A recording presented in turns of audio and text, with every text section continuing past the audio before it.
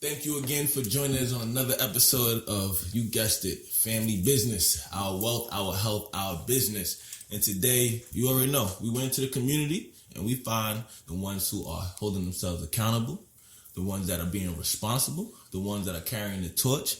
Because you know how we talk it. Everybody else got something to say about our community, but this right here, family business. Right. So I want to introduce 1/10, as you reminded me earlier, 1/10 of Venjas.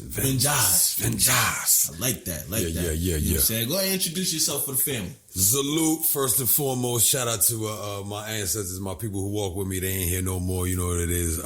Word to Biz, Russ Blade, Sam Brown, my father, Sam Brown Jr., and Malik Kalam, creator of the Zulu Outlaw RBG. My name is Sundiata the Great, GR8, the hardcore respondent. Yeah, you know what I'm saying? And question asked earlier, would I look? Anyway, I'm so used to looking on my podcast right at the joint, so my apologies. But Sundiata the Great is my name. I represent the fifth element of hip hop. I represent proper propaganda. I represent the community movement and expression. So I call myself a motivated vocal expressionist. I call what I do muse think. I call the top of hip hop, I call it folk hop, fix our living kingdom, heal our people. I like acronyms. I do what I do solo, but I do what I do with the community of other brothers who have different styles, but same purpose, and understand our purpose. Even at this point in time in our life, we understand the purpose. And you mentioned the acronym, so tell us what the Venjah stands for. I know right. we're going earlier. Yeah. So it's VENJAHS, and it's apostrophe S on purpose. And that's Victorious Elevated Netches, Jah's Children. So that's why that's that S is there. And I tell you, man, I've gotten the chance. I've had the opportunity to be able to listen to you and Venjah's perform. The power, the lyrics, and I mentioned earlier the conviction. You know what I mean? Every single time I see y'all perform, the energy y'all bring is amazing. It's something that's needed. You know what I mean? It's something that's needed, and we've always, as a people, have used this form of expression. It hasn't always been rap, right? And we talked about it earlier. Right. You know, we come from griots, we come from poets, storytellers, but we've always been able to use our ability to express, to talk about our issues, talk about our community, and to spread word and to grow culture. And so I wanted to talk to you today about that. You know what I mean? Being a lyricist that you are, and I'm talking about lyricism, you know what I mean? None of this mumble rap, you know what I'm saying? If that's what you like, that's what you like. But I'm talking about cold lyrics. Tell me about your message. Tell me about the message. As I said, it's muse think. Most of the time, people take the term music without understanding that first part is the muse. How you're going to think. How it's directing what inspires you. So I like to remind people that this is not about the entertainment part. This is about the frequency and the vibration of the universe passing off the messages to what needs to be done now and in the future. And to remind those in the future what we did, as if we were writing it down in a Bible, in a Quran, in a Torah, any of those. It is that important because these are the stories of what's happening in life and what we want to see in the future. So in the same way that we see the history, when we go back and look at the history books of what we've already done, when they hear the songs and the vibrations of what we are doing in the midst right now of debauchery.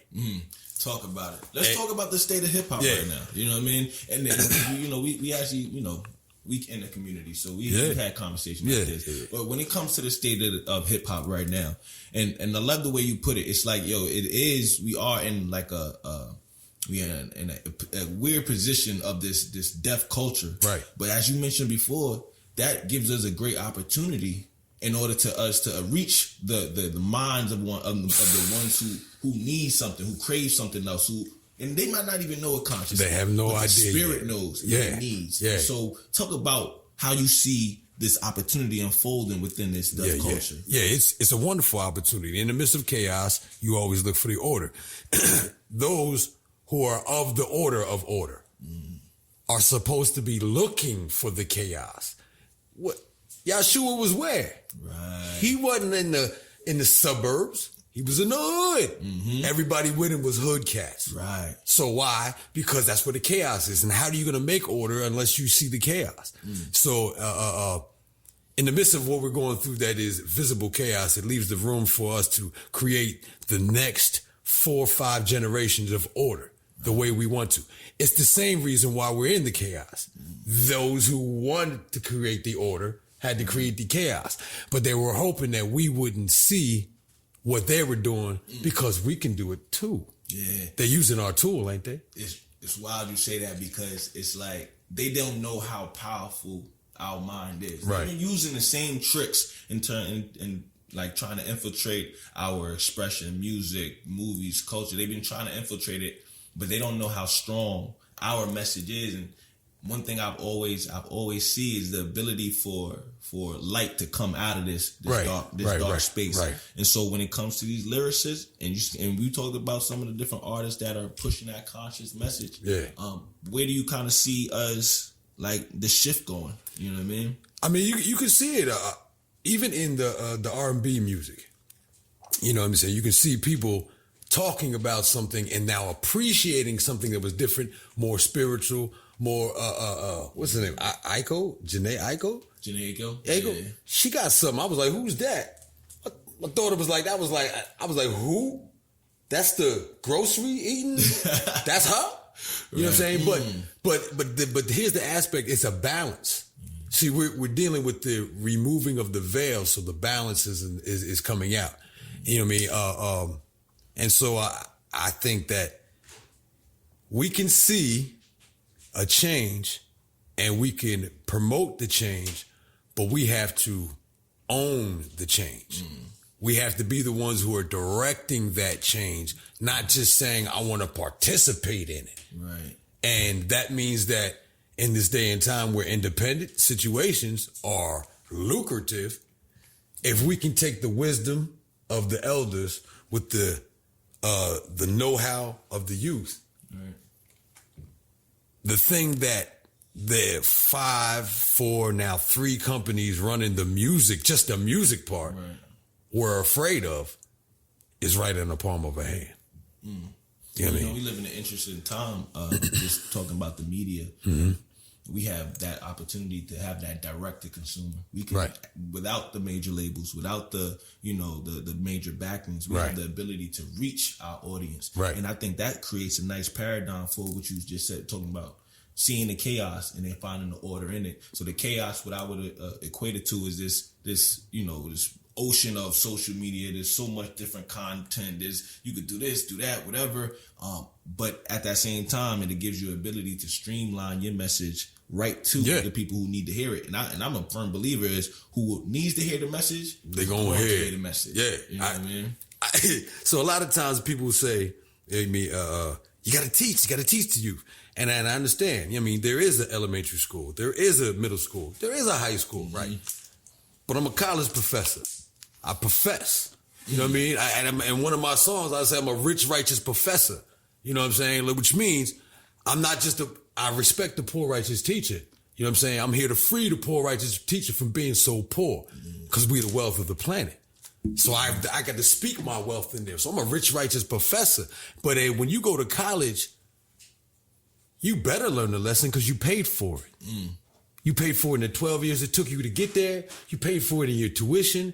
He don't have to teach you. You have to learn. And we in a state and time where learning is a necessity because what they taught you got us here. Right. And what we didn't teach you, what we didn't profess and then apply, what is assisted because there was nobody there for you to turn around and be like, them, the younger folks saying, hey, they're telling us to do this and money is the only thing. And I see you fought, but you resorted to money. So when the money came in, so money must be God. It's all about the Benjamins, ain't it? Right. And you know what's so crazy? Because I remember, and this is how I speak on, there was a time where we would preach morality. Right. And now we're preaching money. Right.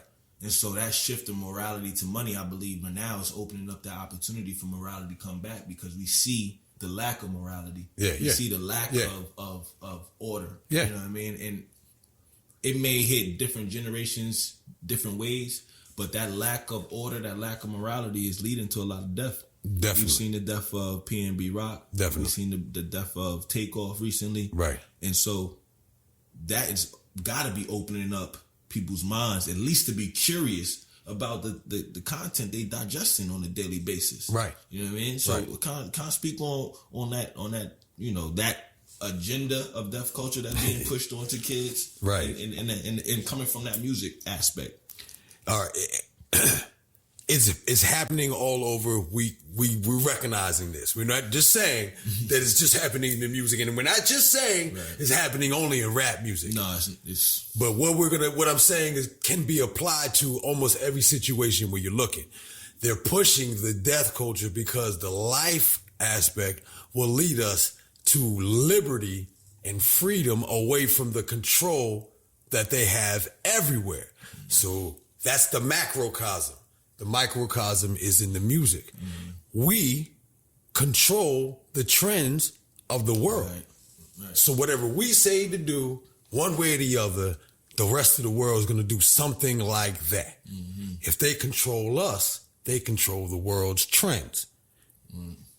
That propaganda is a tool, is the war. So our job is to look and see what we can do within the same ramifications of what they're doing this way. Right. Parallel. Before you go, I want to touch back on what you said, and it was so big. We control the culture. Right. You know what I mean?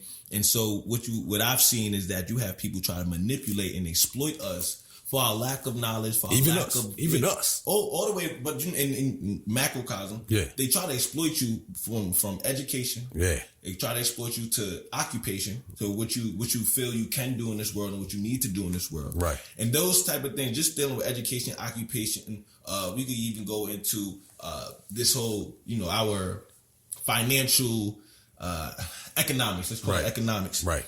What we feel, what we have to do, we have to go get this bag. Right. We have to, our education leads us right into that pipeline to being a worker or into prison or being manipulated or exploited in some type of fashion. Well, peep this though. Peep this. This is our natural fortitude. We're built to prosper and multiply within the code of how the planet is built. So they took what is naturally what we do, right? Used it against us for their machine. Mm-hmm. If we stop working for their machine and take all that same energy to which we're supposed to do and just work for ourselves, henceforth, even in entrepreneur, I'm not really for the capitalistic system. However, I'm in it. I'm here. You know what I'm saying? They got my passport due to lies of child support, and I can't go. If I was them, I would have been kicked me out. I would have been kicked me out. Like, nah, he gotta go. You know what I mean? He's causing a problem. All right, no problem. So, but anyhow, you know what I'm saying? We have the ability to change the narrative. Yeah, we can change the narrative with the parallel aspect. They're doing something, we can do the same thing at the same time. They were counting on us not seeing that parallel. But the universe is parallel. So when you speak in Mayat, you speak in African, you speak in the actual way that things run in the universe, we naturally are supposed to do our job to handle this and make something progress and make product out of it, but to replenish the earth so it replenishes us. They only take. There's no give back. And so now they got us giving, them taking, us dying. I know one thing, the people, and this is something I always said, no matter what power structure you have, no matter who controls the laws, the money, the media, anything, there's nothing stronger than the people. Right. Because ultimately, us together will break down any type of power structure. But I feel like that's why they try so hard to manipulate it, and they continually do it. Because, the truth only has to be said once. The lie has to be repeated over and over again. So their agenda is, number one, to control the mindset of the people so that they can continue to manipulate it, so they can continue to put these structures in on us. Right. But once you got that free mind, once you have the ability to see through the manipulation, exploitation, the propaganda, the indoctrination, that free liberated individual or that free liberated group of people they're a problem. Yeah. They're dangerous. They're dangerous. So what do you see what do you see them, how are they trying to continue that? And in today's, because there's a lot of things going on in the media right now, how do you see them trying to manipulate? I mean, in the movies and everything, they're even controlling, they're trying to even control the woke aspect. They know they can't do nothing. They know that it's over. Yeah. I wanted to say that earlier. They know how powerful this shit is, which is why you just touched on, they have to continuously 24/7. They have to do 25/8 right. all the time. They do it while you sleeping and things. But they know, they see what it is, right? So they have to throw in even in the stuff that we like even in the Woman King. I like the Woman King. I get it. But it was a lot of us killing us. Right. Now, of course, this is Africa and this is the tribal wars and such. So I get that like that. But there was other aspects you could have shown more because they did wreck the slave John. You could have had more of that. You know what I'm saying? You only got that to the end. You know what I mean? Blah, blah. So, but this is what I'm saying. They don't allow the real. Where's Desaline? Where's the real Desaline fight? That movie. You mean, where's the actual, where that's all they was killing? They're not going to tell us history. They're not going to tell us the true aspect of this. But this is where we have the opportunity. When I speak, in the music that I do, whenever I'm coming on the track, you know what I'm saying? Easter egg, y'all. I don't even like to use that term, but y'all know what that means. You know what I'm saying? So you gonna hear me say Desaline, and Desaline Media Pro is my music group / record label company type of thing. You know what I'm saying? We can't afford to give you the record label deal right now, so we're not gonna do that. I'm transparent. I don't like this, but we will help you rock the media. You know what I'm saying? Right. So we're applying the name into your subconscious all the time, so when you hear it again, well, who's this and what did he do? This is the only liberation we know from slavery. So I want you to dropping them gems. I'm dropping them in everything we do. Right. This is how we do. This is how we make change the narrative. How we can take control of that, y'all. And then we are pushing out our music. We are doing it. Everybody in the Avengers is over 35 years old. We're mature individuals who not counting on the money from the rap to handle our business. But we get to make that money, let the money make us. Right now, the money's making them. They're living rappers' delight right now, but we the message. Think about that, though. Because if I wanted to, destroy the mental, I would target the youth. Yeah, and the women. Oh, yeah, because if you teach a woman, you teach a nation. But the thing about it is, they are pushing this lifestyle, these fashion, the high end fashion, the jewelry, the change, the money, the fast cars, and they pushing it to people that are 19, 20, 23, 24. They don't know no different. They don't. And we mentioned before, they might have not even been alive when Public Enemy was there. Right. They might not even understand what KRS-One was talking about. They might not. You know what I'm saying? So they think I can't even relate to this. They think this is just this is the lifestyle. This is the lifestyle, and it takes some maturity, some growth to actually understand. Oh man. You know what? They actually pushing this on us, but when you get to a certain age, you understand the real wealth of life. Right. The real wealth of life is not in how many cars you could buy. And I say this all the time. The real flex is how many people's lives you can impact positively. Yeah. How many people's lives? I've heard you say it before, and I agree 100%. How many people's lives? Yeah. You know what I'm saying? When somebody, every day, you should be going out like, if this was my last day, I want everybody to know, you know what I'm saying, that I'm here on something proper. And universe, pardon me, bumps everybody else. Not in a negative way, but between you and the universe. Right. Don't you want the universe to look at you? So when you go see the universe, you can be like, yo, you see what I did for you? Man. You know what I mean? And but the money make them forget about the universe. Right. And this is the issue right now that they have. So, yeah. When I say I'm a rich, righteous professor, and you see, I got fronts, I got goals, they're not even fronts, I got goals. Why? Because I got the goals, I could do that. But my middle name, Mansa Musa, I was running away from that, thinking, I don't want to show that money and materialism. Nah, but I know I'm spiritually adept. I know where I'm at spiritually. Right. And that means I should have the ability to manifest what I want or need in my life anyhow. And that's big you said that, because and I've had the conversation and I've had it brought to my attention, because you know, you don't want people. I don't rock jewelry. You know what I'm saying? Like gold, and I rock my crystals. I rock my, you know what I'm saying? I ain't gonna hold you. I had one gold chain. You know what I'm saying? But my thing is like, nah, don't go after the fancy stuff. Nah, don't go after the. But then someone says like, yo, we come from wealth. We come from it. Like, yo, these cats don't even know what the gold until Mansa Musa says, yo, I got gold over here. He was throwing it. Yeah. He was giving it to everybody. Hey, here you go. You know what I'm saying?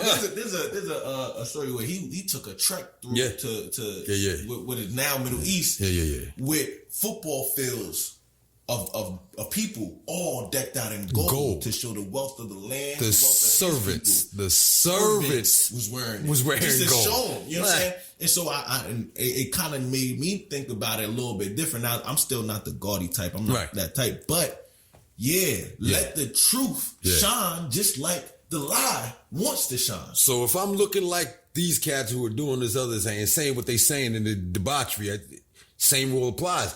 That's a lane. Oh, the shine made you look? Well, let me show you what the shine really looked like. Because when we started wearing gold chains in rap on some real, it was really on some, we kings. Right. You know what I mean? We got caught in the drug dealer situation, but the drug dealers was recognizing they was kings. They was trying to live the king life that genetically was encoded in them to do. Word. And this is what they tripped us on. I say this all the time. The fatherhood that we have has made us give up our manhood. Because the man that we would fight this system tooth and nail. But the fatherhood says we have to feed the family. So we have to work within the system, fighting it as we can until a family can grow.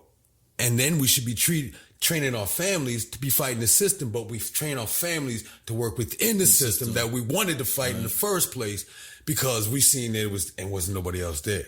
Yeah. So we've given up our manhood to make sure our fatherhood is proper and our children can live. But they just watched us give up our manhood. Now we just taught generation after generation to give up your manhood. How the hell, pardon me, are they going to see what manhood really is in the fight until it really gets bad?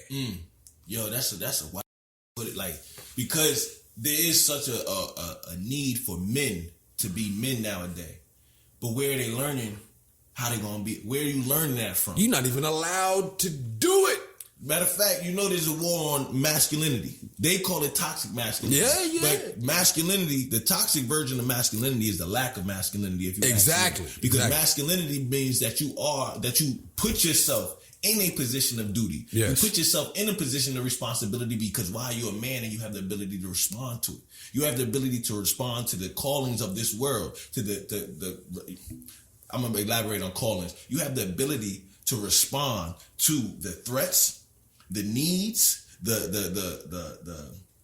situations, any situation you have the ability to respond to it. But what we see now is that a lot of men don't take the onus to walk in that responsibility. They rather pass it on to somebody else, i.e. the system. Right. Oh, I don't need to protect my family and my that's not my responsibility. You know what I'm saying? There's cops, there's welfare, there's this, that, and the third. But as a man, divine masculine, it's your job to cultivate a space where you can provide and protect for the family. I like to make a distinction. I don't deal with alpha and beta male situations. And the reason why is because, first of all, that's Greek to me and I'm an African. So in the African aspect, I'm dealing with my divinity. I'm dealing with my understanding of where I am with the universe, where I am with my ancestors, and where I am right here in my spirit energy in this physical form, and what I can and cannot do according to what I allow. So I don't deal with but in your them terms either, honestly. And your God man and your king man, there's a service that you have that you were put here to do. Right. To get everything, keep it moving forward. Right. So do your service to the people, to yourself, to your family, to your culture, to the Most High, internally, all coming back to self first, because we made in the image. No matter which way you want to take that, scientifically, or you want to take it religiously or spiritually, that image says your imagination should allow you to get to that. Is that my phone? Oh, my fault. Nah, you good. You good. It's family business. Yeah. Leading into this, to control the narrative, finding the team of people that have the similar purpose You know what I'm saying? Even if they have different agendas, if that purpose is similar enough, you're still walking on you're widening the path to go to the same place. Man, one of the biggest things I love about, and for people that don't know, I moved down to Atlanta about 4 years ago. Right. I'm originally from New York, I'm a city kid at heart, but I lived in the mountains. Right. You know what I'm saying? It was definitely a culture shock, definitely a different feel. But and although I spent my high school time up there, I never really found my tribe. Right. You know what I mean? Right. And the phrase finding your tribe, it was something that was introduced to me. I always looked at it like, I always wanted older brothers. Right. You know what I'm saying? Right. But I'm the oldest boy. So I always wanted older brothers, but it's because I wanted to, have someone that I could bounce my mind off of, but I really never had that. But I tell you, when I came down to Georgia, when I came down to Atlanta,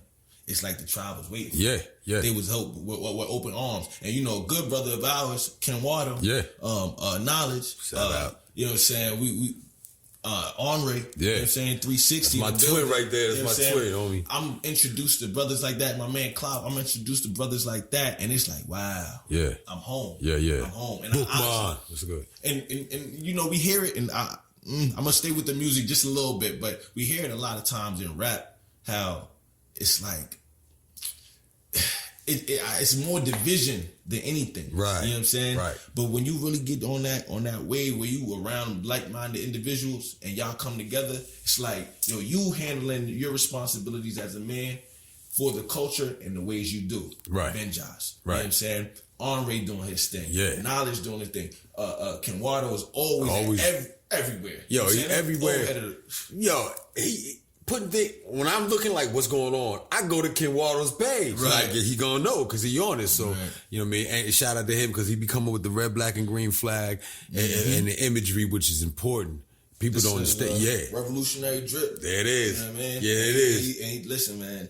I just want to talk about how important it is to find that brotherhood when we are moving in purpose. Right, you know what I'm saying? right. Because I think right now we talking about manhood. Right. You know what I mean? And the same thing goes for womanhood. Yes. My goddess was doing something called Women Along the Way because we both need it on there. You know what I mean? The Nation of Islam does what they do. They understand. And then it's a come together type of situation. So it's needed because we have never fixed the trauma. The rap music that we doing, even the rap music that you've seen that looks like debauchery is a onslaught or oncoming of what has happened. It's the trauma. Right. That's what you see when you see trauma. Representation of the trauma. Right. So us coming together allows that trauma to be released and healed. You know what I'm saying? Without it being attacked. Right. Because people, you look at that and see that as sometimes a weakness or something, but that's not what's going on here. And with the circle that we're doing, I call it a tsunami. We're bringing the tsunami, a wave. You either got to walk on the water, you got to breathe in water, or you going to get drowned by this. One of the way, because we coming because it's needed. Right. The universe already set it up. You're not arguing with me. Right. You are with the universe. And then you walking with your army. One thing I would say, I'm into listening to the lectures of our scholars. You know what I'm saying? Not only listening to them, but reading them. Don't just listen, read, study. You know what I'm saying? Yes. But one of the Naeem Akbar, and one thing that he was talking about was we learn how to be a man, and we learn how to be a woman through the group experience, the group experience, being around other men, being around other women. And so it kind of comes to a point where, okay, we have this rap music, that the debauchery, that expression that's kind of tearing us apart. And, we talked about not knowing what it is to be a man because, our responsibilities have been so skewed through their medium, their media. But let's talk about what it means to be a man and how we get to that. And I believe it's through that group experience, being around other men, and not be around like-minded other men. And I don't want to carry on too long, but I heard this thing, right? They said the way you change the habits of a dog is you put them around other dogs. So if a dog is, pissing all over the house or he's messing up there, put him around other dogs who are disciplined. Yeah. He'll develop that discipline by just being around. Just being around. You know what I mean? It's just what it, and that discipline part is the holding each other responsible. Excuse me. we're dealing with the molestation of children, the beating and abusing of women, the alcoholism, the drug abuse, and excuse me, even the poverty aspect, because we haven't dealt with the community aspect, what we naturally, genetically come from. Right, that community. So bringing in the community, even with this group, you know what I mean, was about, I put an album together, I had features on it, these guys, I'm listening to them, and part of me, this whole time, it is the super group Vengers. No doubt. And then when I hear y'all on the mic, brother, it's definitely epic. And this has to do with creating the narrative. We want you to recognize that we are dealing with supreme hero tactics. We're dealing with superhero things. We have survived things that have killed everybody else. We beat the monster and the beast down. And sometimes it gets to up top, but we come back and pull out our superpowers, and we are here showing you in the lyrical fashion, showing you in the words we're saying, and then the action behind that by just still being here while everybody you know is dying. So I gotta catch myself, because we start talking about brotherhood and we start talking about like-minded individuals. Royal Black Guard, it's a community defense organization. My brothers, I'm gonna say names on it, you know what I'm saying? We don't move like that. But for the brothers that's in Royal Black Guard, it's another aspect of showing, being in the community. We are all armed and ready. Right. Let's just put it like that. Right. But when you see us armed and ready, it doesn't come from a violence, kill mentality. It comes from a protect. It comes from our responsibility is to protect our community. So we must be able to meet action with action. We must be able to meet arms with arms. And that's what we're saying about. But that seeing that in the community, and then seeing the brothers on the stage talking about this, that creates that environment. Exactly. You know what I mean? Exactly. And I feel like that's that responsibility and accountability we hold with each other. And you know what? People say that it's too rough to do a revolution or do some change. It's too rough, but it's really not. It's just the simple things. It's really the real revolt. And I say this all the time: revolt or die. I got a show called Hard Correspondent Podcast on Do the Knowledge Radio. I just want to say, I forgot to say it, but I plug. But on the joint, I'll be saying revolt or die, and people go ahead. But revolt has a double meaning. It's be re-energized by your ancestors and what they've been through. Get that revolt. But then also revolt from everything colonizer told you to do and you thought was right. Stop doing it and hold it by attrition. Win the war of attrition and you win the fight. Because when you combine the resources and remove those resources from their accessibility, not even control, accessibility. If they can't touch it, there ain't no control. We've always had the control over it. Right. We think they have the control over it. We've been the moving force. Right. We've been the moving force since the beginning. Even the cobalt on your phone, we mine it. Right. So we stop mining it. They're not going to mine it. Yeah, we could go back to the rubber. Yeah. In the days of when the Congo was going through with King Leopold, we had the resources that moved the world. Yeah. They had to go to the Congo to get the rubber. Every single other nation in this world. It's a family show, but I want to say mighty middle finger to Leopold. Oh yeah. All right, yeah. You know what I'm saying? And you know what? We'll get into that a little bit later because I want to touch on education because that's a big thing. But just knowing, the things that occurred, you know what I mean? Because to know where you were is to know where you're going. Yes, you know every what I mean? time. And the music is doing that. Exactly. Even in giving them the music that you're hearing right now, they're telling you where we're at, how the trauma has affected us and what we're doing right now. But the music that we're also bringing, the music we're bringing is bringing a healing.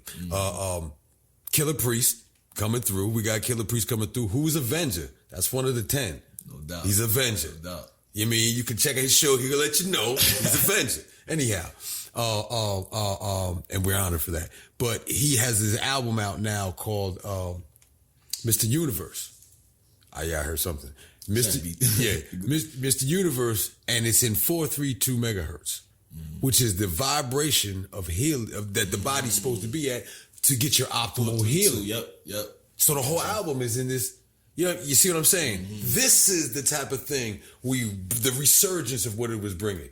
I remember when this was here before. I remember how it affected us. I remember what effect it had. I know that the system in society did not plan on it happening. That's why she put out the message and made them put the message out. Fast forward, Public Enemy. Fast forward, X-Clan. Fast forward, Dead Prez. Fast forward. Oh, wait, we still here. Right. RBG, Outlaw RBG. This is here. What does that mean? Which is the key to me. I want you to understand. People be like, I'm RBG everywhere. I'm spiritual. I'm esoteric. You know what I mean? I understand how metaphysical I get there. But understand the key to what it is in this shell right now is RBG. The secret is in the blood. It's in the same blood that ran through everything from the beginning of time. The power is in the melanin, which is connecting us to the rest of the universe. And if you don't have it, you're not connected. So I'm not listening to anything you got to say about the universe. And the land is ours to build with and work with, live on, live with, replenish, and be replenished by. Tell them about it. Tell them about it. Yeah. These are the only answers that you need for all of life to exist on this planet. Right. Yeah, I feel like they've complicated things to the point where it's such a cesspool of just superficiality. But if you get down to the basic, if you get down to the core of it, that's what it is. Yeah, it's the blood, it's the land, it's the skin, it's your people. Yeah, it's your people. And the melanin represents this, not just the skin tone, not just the people, but it represents the messages of God going through your brains. We can go talk about it. Let's talk about it. You know what I'm saying? The melanin, the pineal gland is the place of God. You know, for my Bible people, it's right there. He says it right there. I seen God in the pineal. So here, now we're going to go into it because this is something that must be said for people to understand. There is a genetic code that is in our melanin. There's a genetic code that runs through us, and that genetic code links us to the very first individuals, very first man. It connects us to what created the universe. And so when we start talking about I am God. Yeah.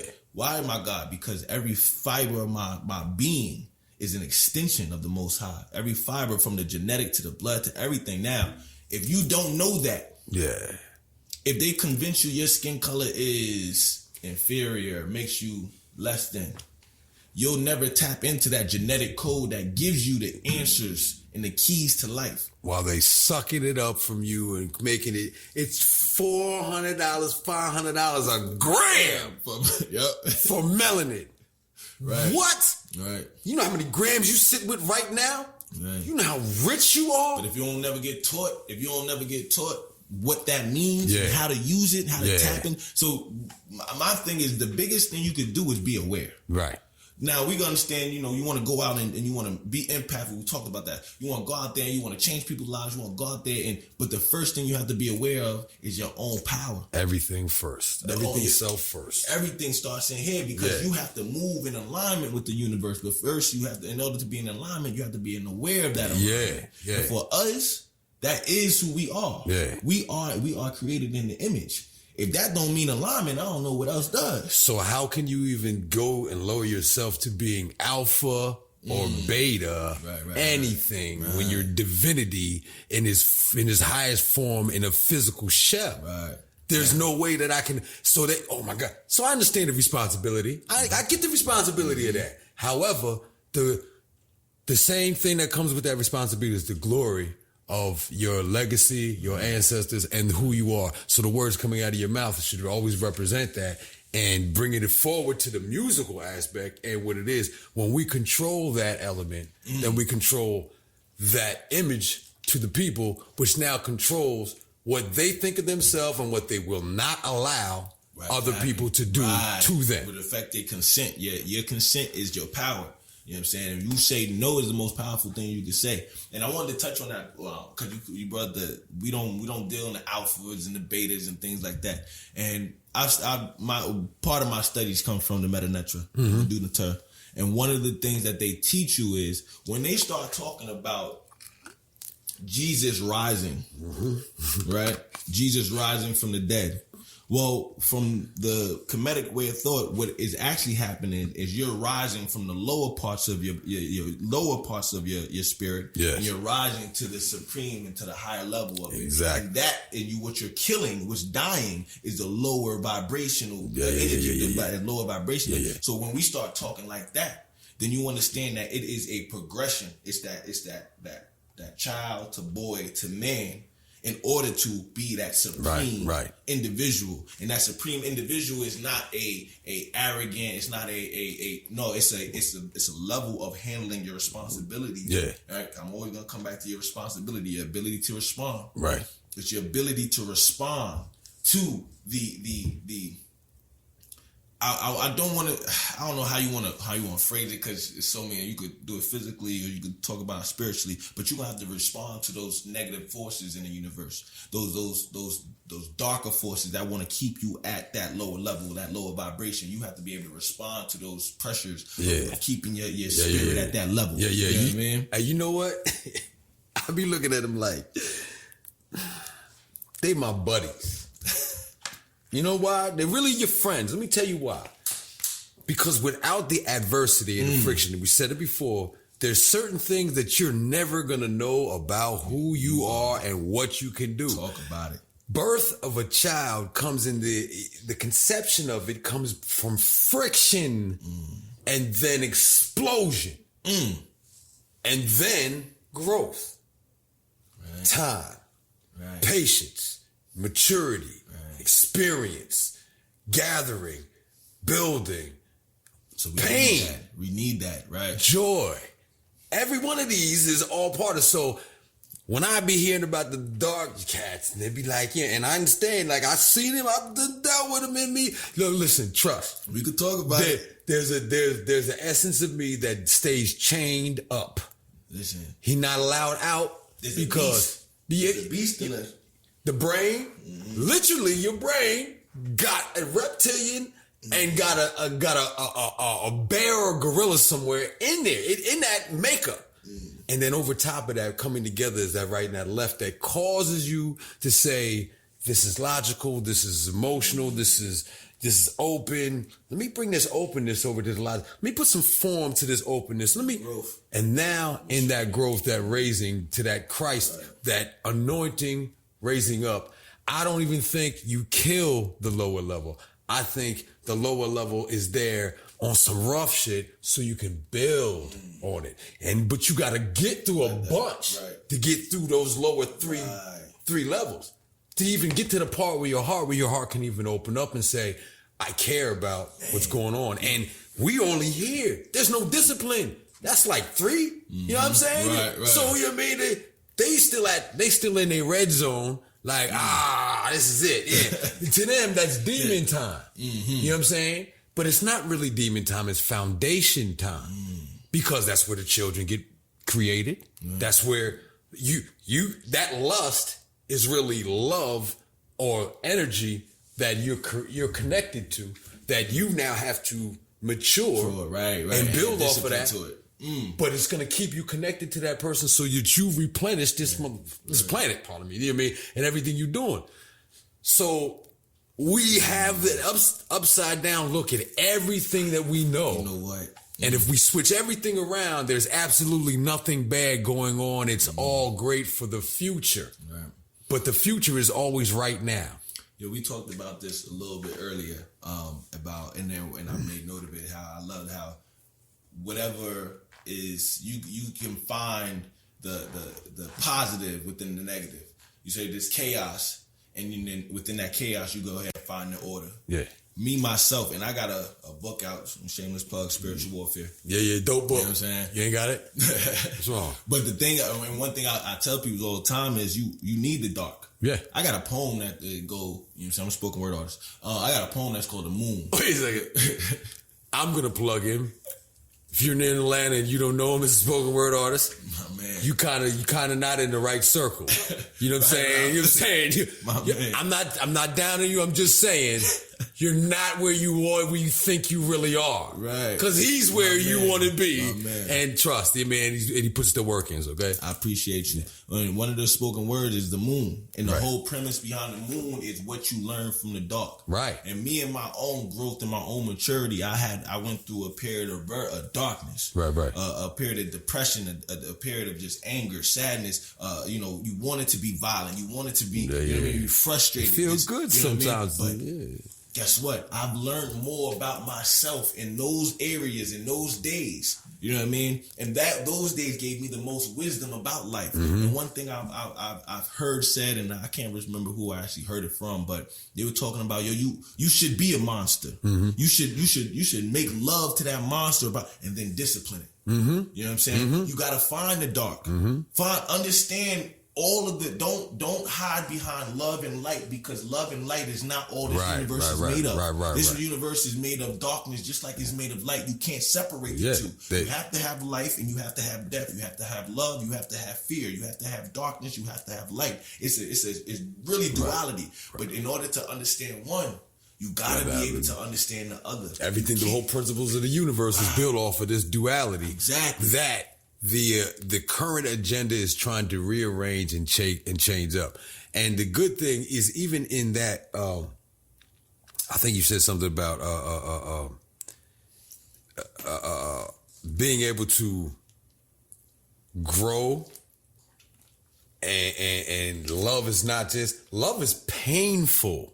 Love is extremely painful. As a matter of fact, you have no idea that you love something until the pain of what you love comes out. That's when love is really So if I love this. If you having just great times, you have not recognized and you have not challenged the love so that the love can come out. I've been in challenges, that have killed most people. They blew their brains out of lies and everything on me that is ridiculous.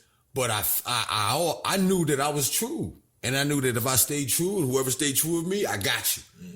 But I'm glad this happened so I can see who it is right now. Because I'm finna do something right now.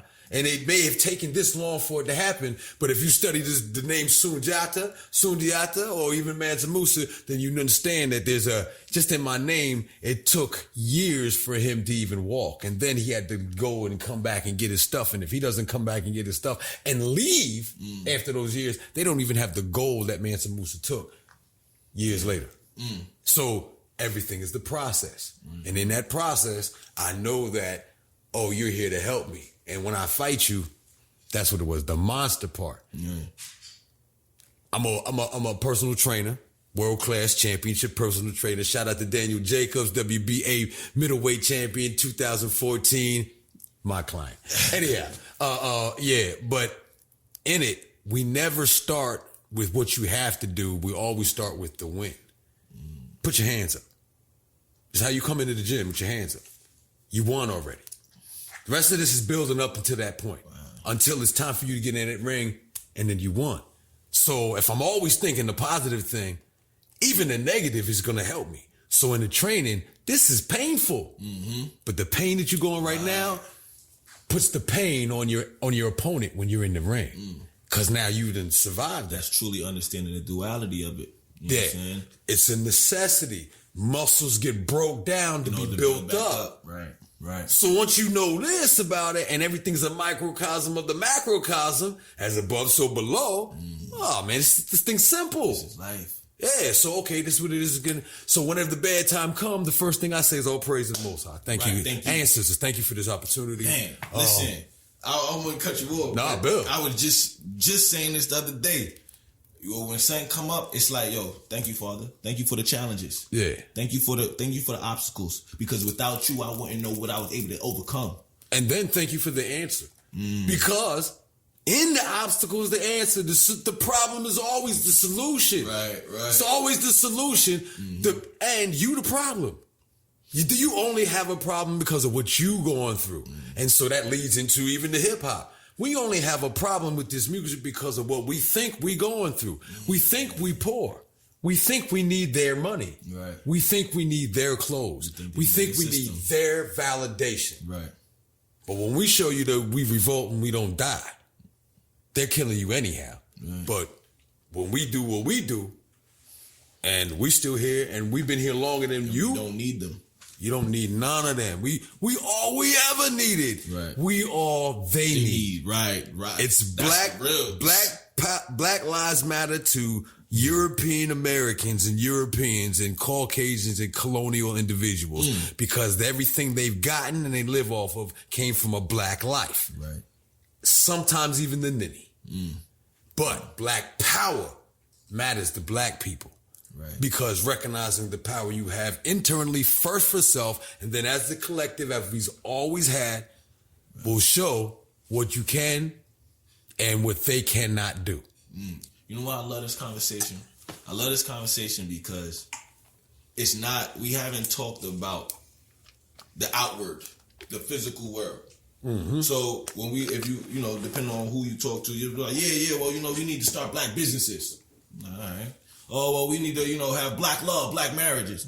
All right, that's cool. But until you start to understand internally what black power means on the inside, then it will be represented. It has no choice but to represent itself on the outside. Right. But because well, I ain't gonna say that because we speak in life. Right. When we get there, when we get to that point where the power we know it is in us, we represent. That's when the marriages start to click. Because I don't want people to get married just for the sake of, I'm married. Right. No, but I need you to bring into that marriage the same power, the same love, joy that you've already found in yourself. Right. That you already represent by being you. When we start talking about black businesses and black resources and black structure and things like that, what's the point of building a black city if we don't have the love within ourselves that's going to fuel that city? So, and then on the flip side, our pain, our anger, our frustration, it fuels their society. Yeah. So our hate for ourselves fuels them. So our hate for ourselves fuels this European power structure, as you put it. And I love how you put that. Yeah, man. Our black love is going to be what fuels the black power structure. Now, peep this. We have always been a reminder to the continent of Africa about what the continent of Africa has done and can do and how powerful it is. Because the colonizer hit Africa first. Right. So when the music reminds Africa the unity that these Africans, these diaspora do here, if we can do this here in their mind, then we can do this here. Right. When we do this here, it's automatically going to happen over there. But it's inevitable. And when the Pan-African situation really comes and connects, the African thing really, and then they push out the neo-colonialists and they take back over the resources, we're already connected with the thing that is functioning and running the rest of the planet. Right. We now have the backing of the continent that controls the planet. We are the diplomats of the controller.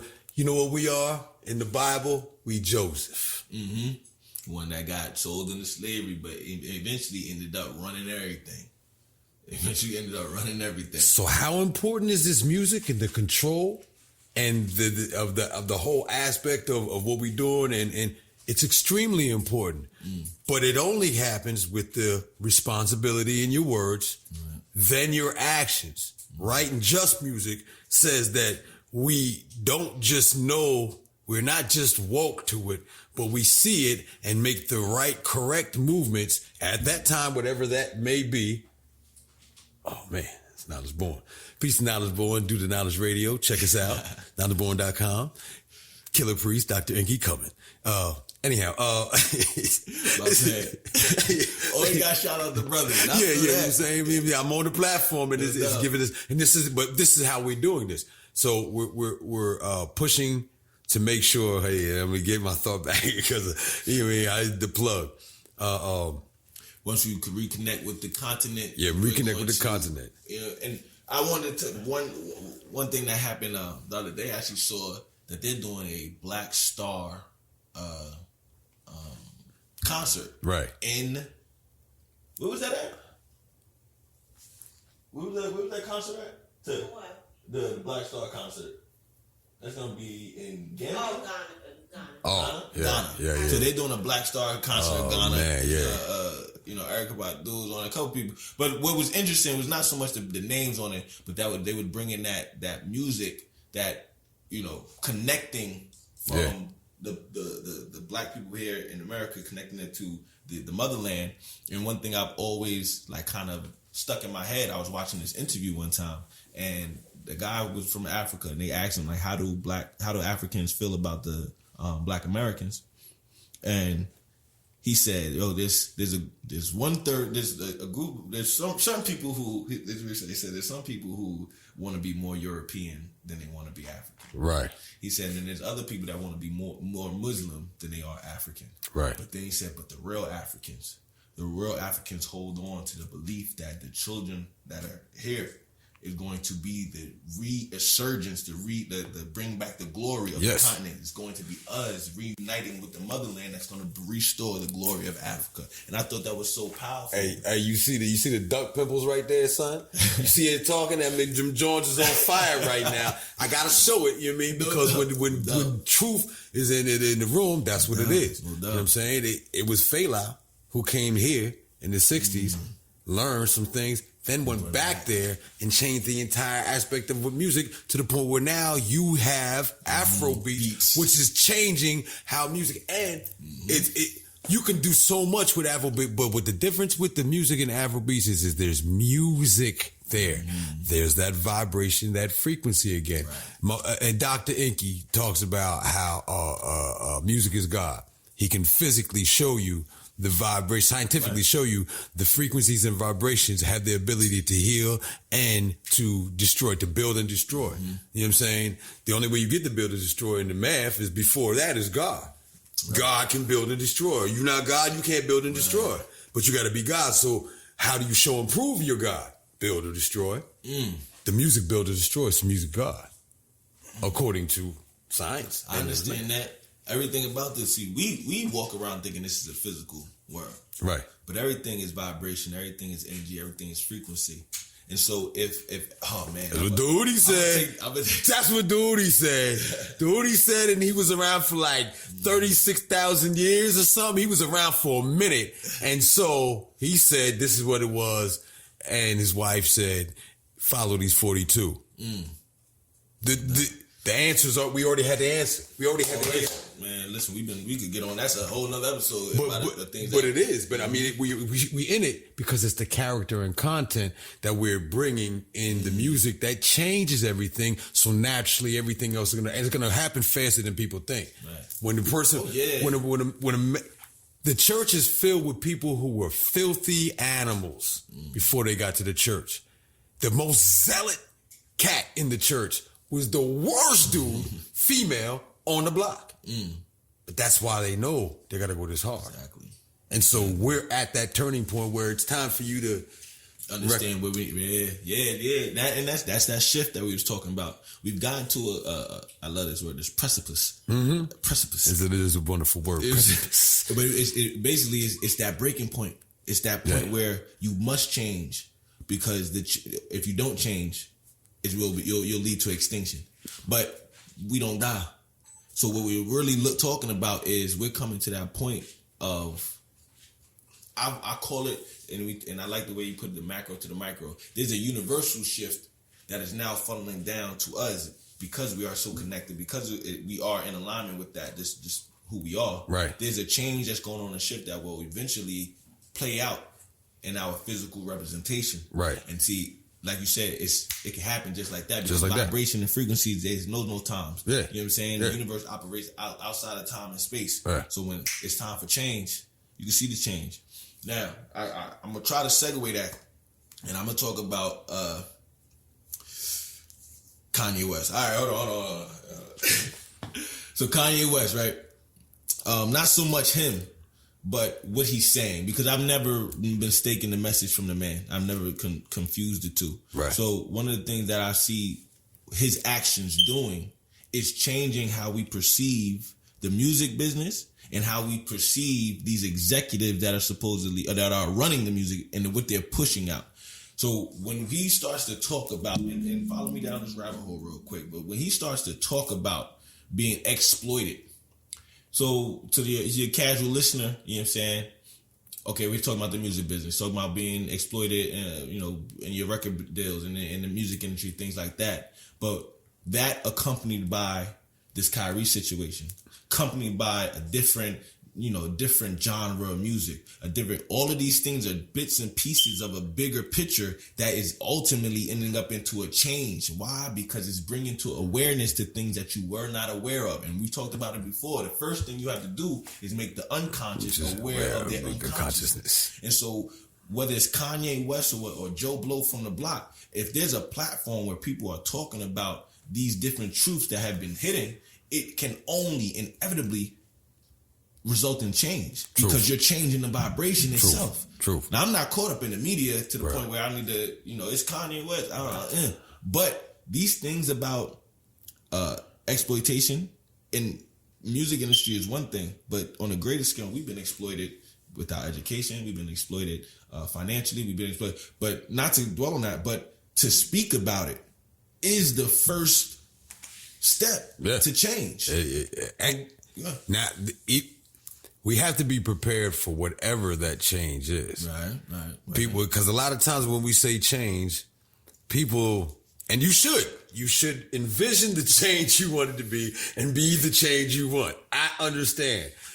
In between this point and that point, there's some other things that change as well that might not be so happy, and you might lose focus of the goal in that. And so just remember that when you call for that change, the first look, it may not look like what you think change is supposed to look like for what you want in the end, but you have to go through that. But I like what you brought up earlier, because if the change brings about something that's chaotic, but that still offers the opportunity to find order in it. So if this change that is coming from truth, honestly, I believe that it's going to be friction. Yeah. There has to be. Yeah. In order for change to occur, there has to be friction. So if this change, however this friction shows up, it might not be all rainbows and butterflies. Right. But whatever change comes, it's going to offer the opportunity. Pun intended. Right. But it's going to offer the opportunity for us to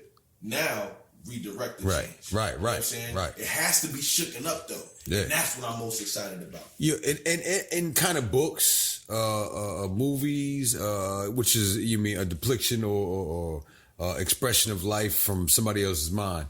There's always a point in time where it looks like, what do they say? It's always darkest before the dawn. Yeah. You know what I'm saying? Well, what does that mean? So, you mean, have you ever waited to see the dawn light come up? Do you know what it's like right before the dawn comes up? You know what I mean? It's like that. But even in that darkness, there's an essence of something is about to happen. And that's where we're at right now.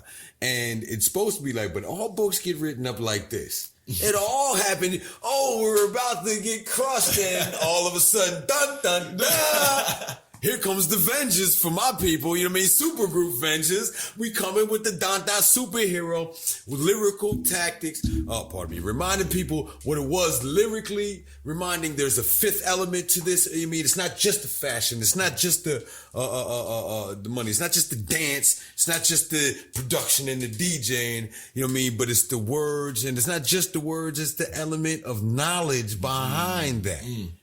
That when you disrupt it, just like you disrupted the gender aspect and gender role, then you disrupt the order of the culture, the order of the system, the order of the universe in that way. And hip hop is a representation of the universe. So what we doing in hip hop and music, and what we doing that in the branches that hip hop has started in media, social media, because all the social media is hip hop children. Right. There's no hip hop. You don't have, you don't have this social media like that. Hip hop made them feel like I need to be seen. I see when the niggas is getting seen like this and we shut them down, I need some of that. It's different when you walk in. It's different. You carry a different energy. It's a different vibration. So, you know what I mean? So, I guess I say all that to say we are the change that we always wanted. We apply that saying to our life and into our music.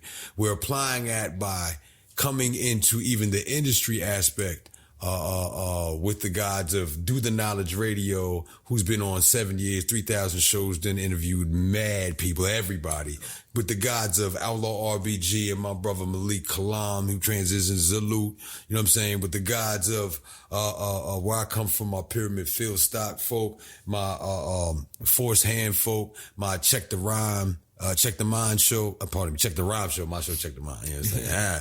But you know what I mean? And all of that coming together, and then each and every one of the 10 artists that we have who are legends that you may not have known, but they've been legends where they're at, and they're still doing their thing, and we're breaking the narrative of after a certain age, you should you should get out of the business so that the business can control the culture. We are taking this culture forward, not back. Right.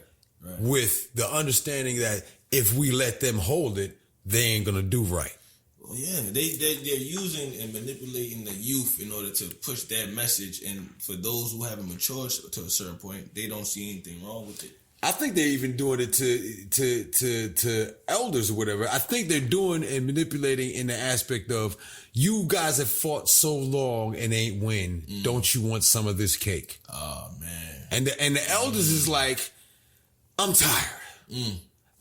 Good fight and all. Y'all keep going, but you know what I mean? Like, to me, what we doing ain't enough. Right. You know what I'm saying? Like, even when I'm doing music-wise, and media-wise, or social media-wise, or even in the street, or even basically giving $1 or $2 to somebody homeless in the street, that's still not enough for me. Yeah. You know what I mean? For me, we not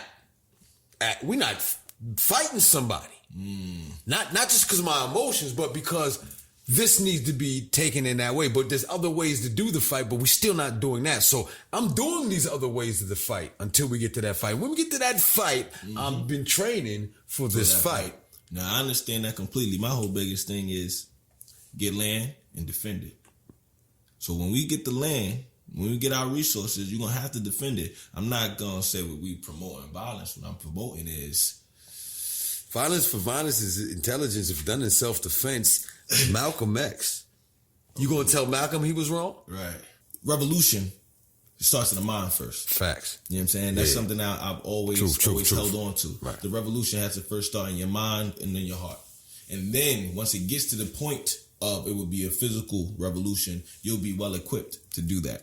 I think that's where we at. That's where we're at. I think we're on that move towards like, okay, now we have to impact the minds and hearts of our of our people. Right. You know what I mean? So that they can get to that point of being able to make that change and being able to bring it to a point where it may get violent. It may get physical. Right. You know what I mean? And that's not something that we shy away from, but it's something that we're going to have to be prepared for. Yeah. You know what I mean? I ain't gonna front. I ain't gonna front, man. Yeah, I'm on my Dynamite Black, bro. Black, you know Black Dynamite?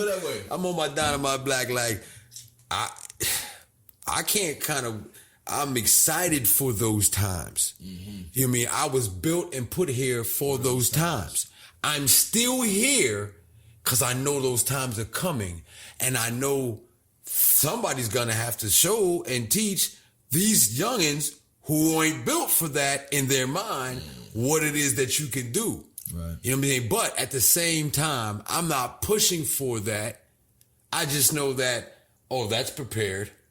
I, in my mind, I'm pushing for the reconvergence of the planet and the people to become one so that we can bring the higher vibrations of the world to come in through. But I got a big stick back here that says if you don't do that, this big stick's gonna hurt. Right. You know what I'm saying? And we talk about it, but and I'm not naive to the fact that it's gonna get physical. Yeah, it has to, because the way it works out is it's going to be a battle. It's going to be a battle of light and dark, but everything is going to reverberate throughout the universe, and eventually it's going to reverberate to the point of a physical altercation. Now, like I said, it's not about violence, and it's not even towards any group of people, because I know people like to tag hate speech. You know what I mean? It's just an inevitability of the universe there has always have to been friction for change. Right. You know what I mean? And we're standing in the point right now where there's change happening, whether you see it or not. You know, and it's so crazy because this is post-COVID. Yeah. I don't know if people have really, you know, sat down and thought about COVID. Like, COVID really took a whole year off our calendar. If that was, and it might have been a year and a half. Year and a half. You want to talk about friction? Yeah. Things that happen in people's minds, things that happen in their household, things that happen in the community, things that happen in society. Oh, there was a lot of friction going on. And now, what are you looking at now? The landscape of humanity is changing. Yes. You know what I mean? You have people, and this is something that they won't show you on the media, but how many different revolts and revolutions are going on right now? Right now. How many different wars are going on right now? If we go into Morocco and Cairo, we do start talking about Venezuela and South America. We start talking about Ukraine and Russia. You can see it all over the world. All over. There is a reverberation that's going on, and now a lot of us may be stuck in the American dream propaganda, but there is change going on right now. Right. And we gonna be on the forefront of it. Yeah, you know what I mean. I think we said it before. This is scripture being written and then spoken. You know what I'm saying? If the holy men had the videotapes and had microphones and had the ability to record, what you think they would be doing? Right. They was already, from the griots, they was already speaking over drum. You know what I'm saying? From the mystery people, they were already in so-called mystery schools, they were already studying frequencies and the healings of vibrations through sound and word. What? You know what I mean? So the dark side is the death aspect of vibrations and sound and word. But knowing that death is only a portion to the other circle of life part of it, right, that brings it forward again. So, okay, with the children of Israel, according to the Bible, and this is how it goes. In leaving this part, they stayed in this part for 40 years. Why? It's 2 generations. The old generation, go. The new generation is born, and then they're influenced the next generation to not remember the first generation and take things from the first generation to create the next generation, add this into, this is now what it is. You go off on that. Right. That's basically where we're at. That's how change is. Yeah. That's. But we're going to take the first original generation's information and not superimpose it, but replace it properly and put it there so we can truly power up. Right. They were powered up, but it's not a full power because it's not the original aspect. But when you come with the original aspect, you're getting the original power. You're getting the full source. It's holy. And this is something I always thought, and I want to kind of hear your take on it. I believe there was a time, right, that there was that last conscious movement. I say it was like late 80s, early 90s. You know what I'm saying? We had, brothers started wearing dashikis. You know what I'm saying? 80s when we was wearing our natural hair. We was loving ourselves, right? I think one of the things that happened is people started to connect back to their African roots. And that's what allowed them to come into their consciousness. This youth today, and because of propaganda, because of how, it's hard for people to attach themselves to their African roots. Right. But I'm a believer in, I don't necessarily have to go back to those days. Right. I can take the knowledge and understanding and the wisdom and now bring it forward. Mix it with this. How does this work here? Mix it with this. You know what I mean? With this. All right, you know what? I'm lit. Yeah. I'm lit not because, I got, the persona of, status. Right. I'm lit because, I know who I am. I take care of my responsibilities. I'm a stand-up person. And guess what? With all of that, wealth and prosperity will flow. Because that's what's lit. Let me live by these rules. Let me live by this creed, this standard. And that's what makes me lit. I remember my mother and my father telling me, like, when they was younger, it was black people were wearing, they was dressed tucked in. It was cool to be smart. Right. It was cool to know what you're doing. Right. And then, I was listening to Naeem Akbar not too long. He was like, yo, when the slave got off the plantation, he ran to the book. Yeah. That was cool. Yeah. Oh, you know how to read? I'm gonna teach you how to read. That was that was the cool thing. Like, we didn't say cool, but that was the thing to be. Yeah. Was the person who knew how to read. Now it's like, okay, well, the thing to be now is to, have this, that, and the third, all the physical thing. But in this new you know what? He providing opportunities. He taking care of responsibilities. You know what I'm saying? His kids look up to him. And this is what the women are looking for, because it's the women who are running this thing. I'm not taking no responsibility away, but I'm not putting the blame on. I'm not Kevin Samuels. They have the power I'm saying of influence. Yeah. I mean, it's a man's world, but it wouldn't be a thing without a woman. Now that right there, I believe that song was even written by a woman. Maybe, I don't know. But I'll go along with it. You know what I'm saying? It should have been, because it's the aspect of what it is. But that responsibility, the ability to respond, means that what is happening with the children is just as much your responsibility as it is the absentee of the father. You mean being there? But let's. I don't know if you want to go. I'm about to go to another world. Let me say this real quick. I want to remind people that without food, without air and water, you're not gonna live. You can have all the money, you can have all the clothes, you can have the best house and and the cars. You can have all the sex in the world, but if you can't breathe, none of that means anything. And you only got 2 weeks, 2 weeks, 3 weeks without, something like that. And you gonna have, you got some liquid. It's over. You got 14 days of some fun. It's over. You know what I'm saying? So how important is these other things in comparisons to your air, your water, and then the love of your life and self? Because even with air and water, without that love, what good is the rest of that stuff too? And if you think you love that, but you don't love you only piling on to the hate of yourself. Yeah, you're not the complete potential of who you were made to be without the love of yourself. You know what I'm saying? So that's the importance of why they need to reach into their African heritage, even via their American original heritage.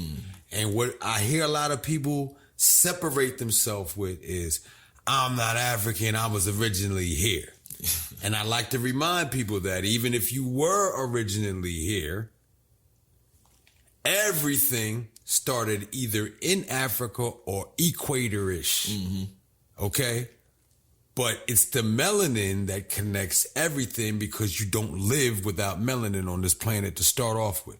So even if it's not Africa, it's Melanin Nation. And that richest aspect of the melanin that we can go back to is Africa. But why would you not want to go with Africa to help supply your status here in America? Right. I get you. When the African is backing you, saying, yeah, we've been going over there before y'all was there. We've been here since such. And yeah, these other cats came, we knew this and that, but whatever, we build it. Why? That doesn't make sense that you don't connect to that unless you're looking to separate on an agenda aspect. Right. I read a book once called The Illuminati Trilogies. Read all 3 of them. There's 3 books in one. Read all 3 of them, Jones. Get to the end of the book. Spoiler alert. Because my people are more important.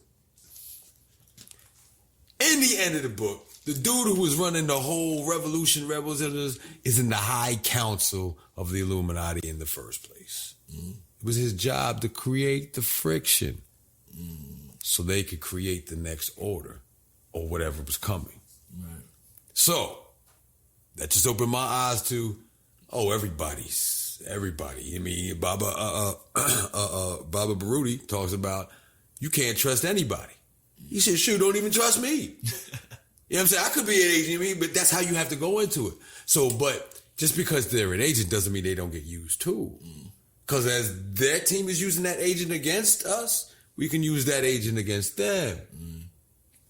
We can, you know what I'm saying? So this is where we're at with it. We have to use every aspect, right. You know what I'm saying? Even having this conversation might be too much for the enemy, but at the same time, the enemy know because they're using these tactics.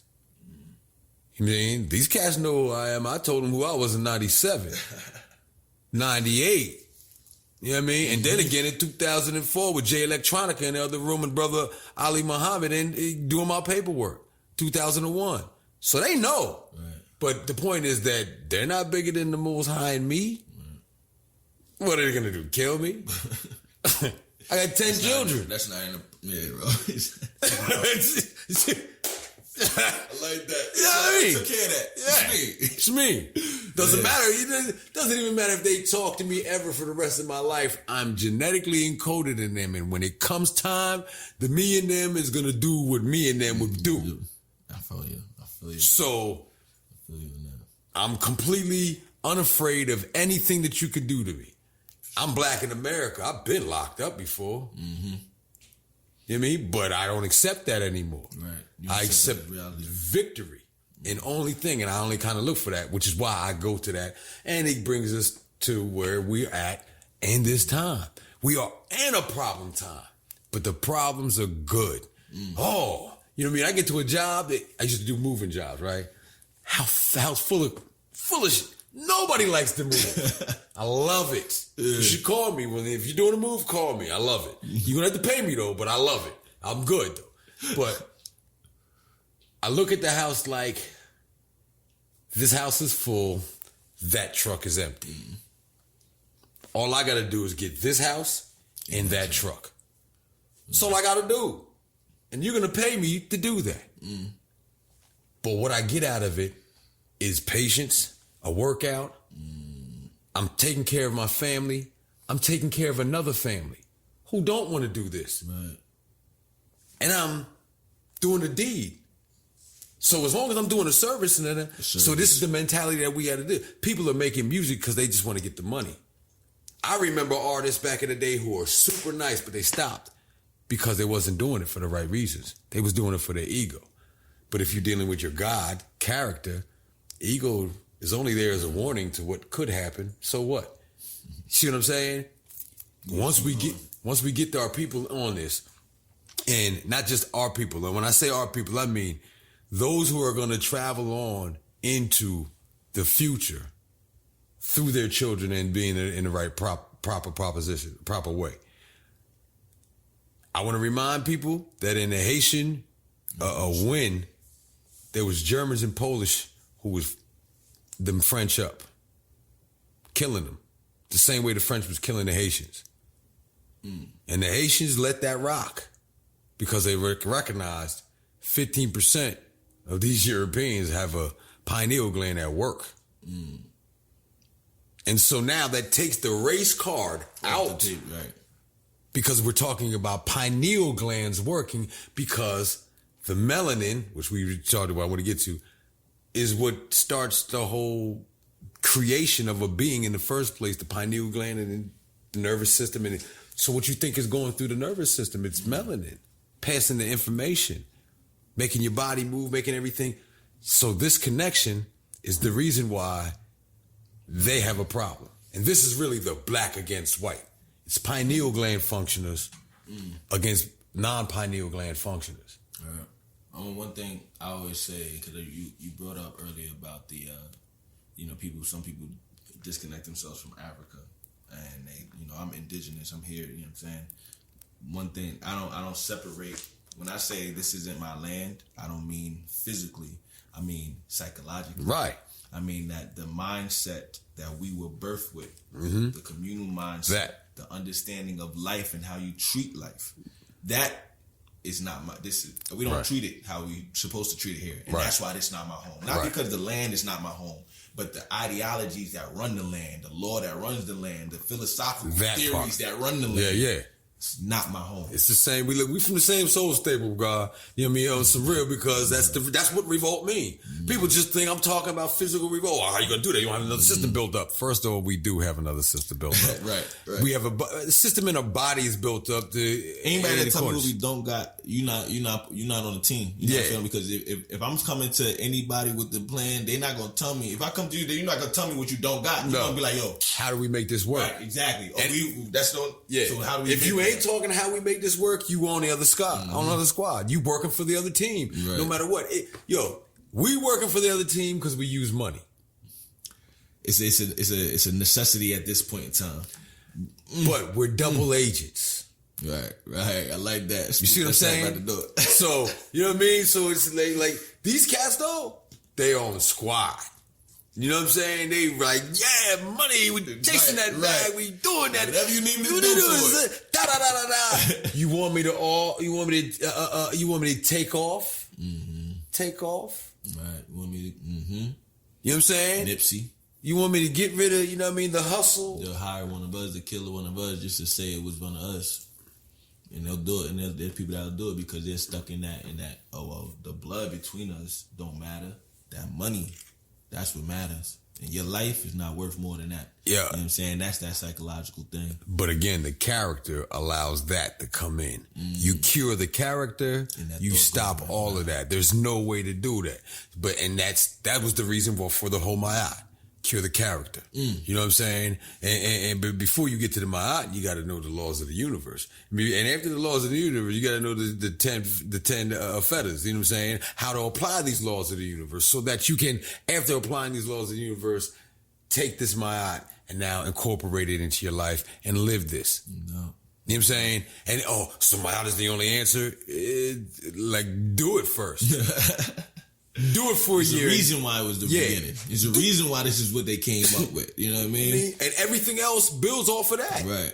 Everything's building off of that. When people start, and I kind of think about this sometimes. When we start talking about some of the different philosophies and different things the people that we are going back and studying, where you might go back to study the Greek, you might go back and study the English, and I'm going back that far because I know the people who came up with that. You know what they were studying? Yeah, they were studying these stars. They were studying stars. Like the original people. Like think about it. Yeah. How much time would you have during the day? There was no TV. There was no entertainment. There was no nothing. They just sat out and just studied life and to even build on that, the first people to do that was the women.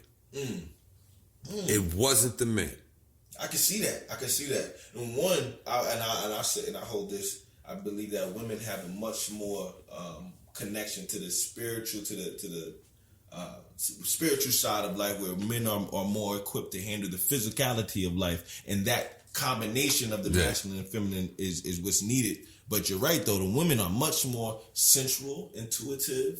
They're more about caring, nurturing, feeling. And those things has an ultimate, like it's a necessity. Yeah. You know what I'm saying? We done got to the point where it's some over emotional. But right. That's a joke. You know what I mean? But seriously though, it doesn't. No, hold on. Y'all know.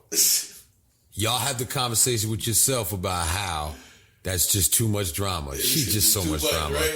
You say it. They be going for it. So we're not saying it in a negative way. We're just saying, hold yourself accountable. Be responsible for the amount of drama you allow into your life and you project out of your life. That's all. That's real. That's an old current event with this, with Shaquella, and that unfortunate event. But from what I hear, it started over an argument, a confrontation with their own friends. You know what I mean? So, did I hear that there's some alphabet soup going on here? Is that what I heard? Some alphabet soup happening? Like, please explain. What you... Somebody who was born. No. His dad, I wouldn't cover that right now. Oh man, like he's hey. Her father? No, it was.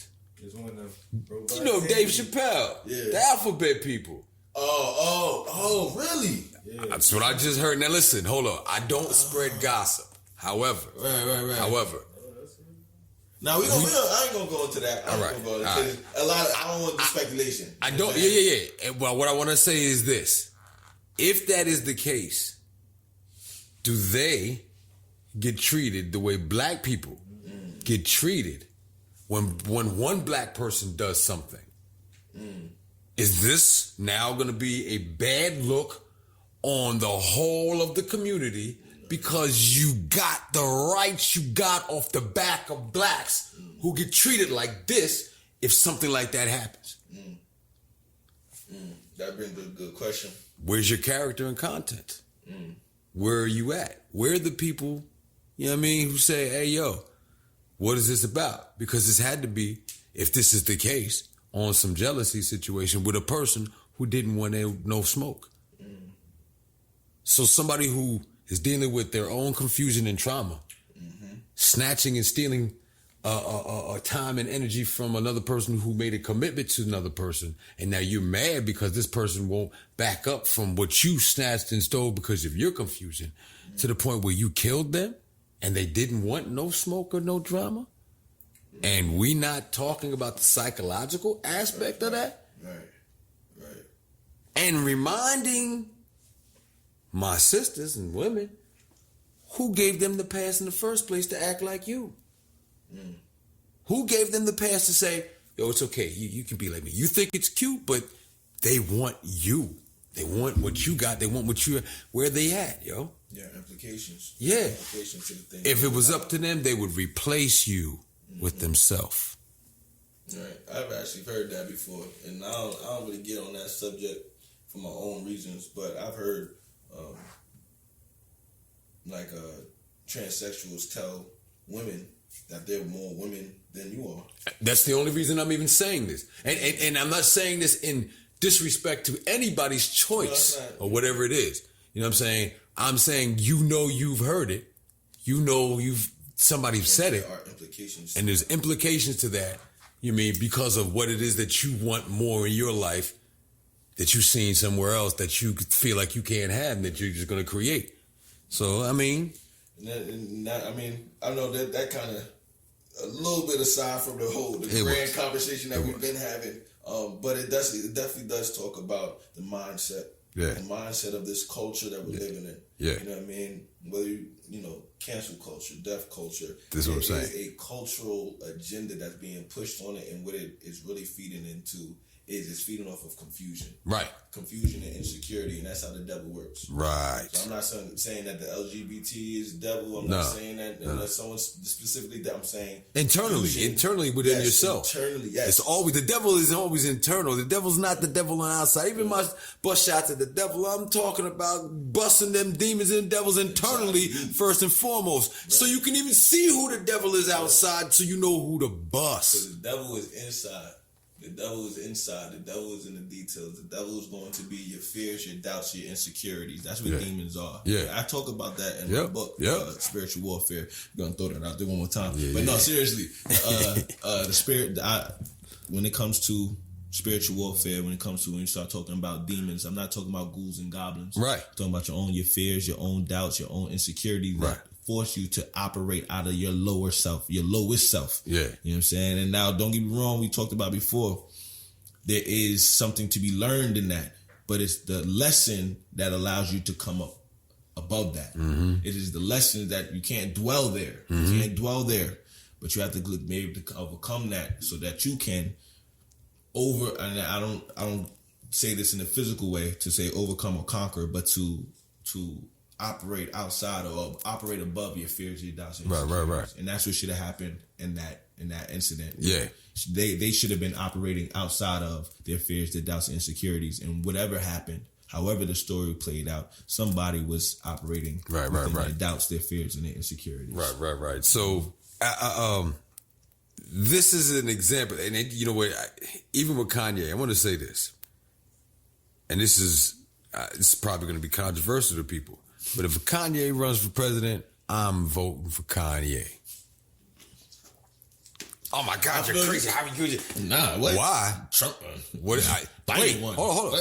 I don't even think Trump was even all that bad for the country. I think he was a bad image for what the country wanted to represent, but it wasn't inconsistent with what the country is. So when I say Trump, I don't mean into actual his whether he was adequate or whether he did. I mean just the persona of a Donald Trump to run. If a persona like a Donald Trump can run, then a persona like Kanye West can run. Now, me myself, I've taken a vow never to participate in any type of foreign European power structure that I can control. You know what I'm saying? Obviously, capitalism, we're here. You know what I mean? And that's just my stance on it. If you want to argue, we can definitely argue. Because they can talk about go vote. Yeah. Nah, come sit down. I'll tell you why I'm not going to. Yeah. But outside of that, Kanye West, yo, go listen to his interviews. Yeah. Listen to all of what he's saying. All of what he's saying. Like, you don't have to agree with everything. And again, you don't have to agree with none of it. But the point is,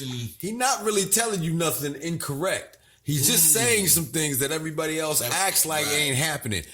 Even in the choice conversation. And I only put it this way.